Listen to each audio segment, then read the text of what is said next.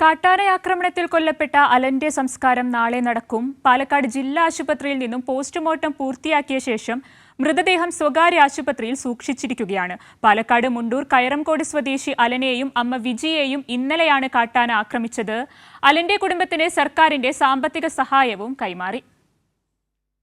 ഞായറാഴ്ച വൈകിട്ടാണ് പാലക്കാട് മുണ്ടൂർ കയറംകോട് സ്വദേശി അലനെയും അമ്മ വിജിയെയും കാട്ടാന ആക്രമിച്ചത്. ആനയുടെ ചവിട്ടേറ്റ അലൻ സംഭവസ്ഥലത്ത് തന്നെ മരിച്ചു. പരിക്കേറ്റ വിജി തൃശൂർ മെഡിക്കൽ കോളേജിൽ ചികിത്സയിൽ കഴിയുകയാണ്. പാലക്കാട് ജില്ലാ ആശുപത്രിയിൽ പോസ്റ്റ്മോർട്ടം പൂർത്തീകരിച്ച അലൻ്റെ മൃതദേഹം സ്വകാര്യ ആശുപത്രിയിൽ സൂക്ഷിച്ചിരിക്കുകയാണ്. സംസ്കാരം നാളെ നടക്കും. അലൻ്റെ കുടുംബത്തിന് സാമ്പത്തിക സഹായം നൽകണമെന്ന് ആവശ്യപ്പെട്ട് ബന്ധുക്കളും നാട്ടുകാരും പ്രതിഷേധിച്ചു.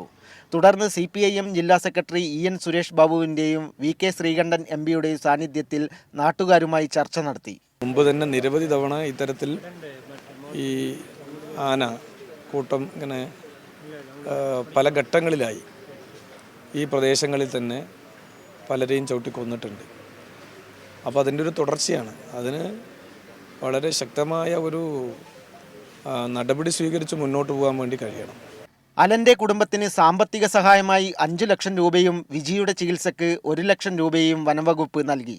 വന്യമൃഗശല്യം തടയുന്നതിനു വേണ്ടി വനംവകുപ്പിന്റെ നേതൃത്വത്തിൽ പ്രദേശത്ത് സുരക്ഷ ശക്തമാക്കിയിട്ടുണ്ടെന്ന് A പ്രഭാകരൻ MLA പറഞ്ഞു.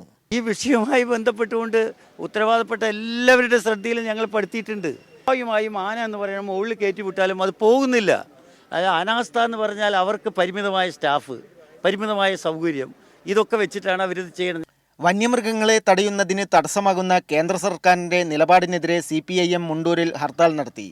CPIMന്റെ നേതൃത്വത്തിൽ മുണ്ടൂരിൽ പ്രതിഷേധ പ്രകടനവും നടന്നു. ക്യാമറാമാൻ മഹേഷ് പാൽക്കാടിനൊപ്പം സച്ചിൻ വള്ളിക്കാട്, കൈരളി ന്യൂസ്.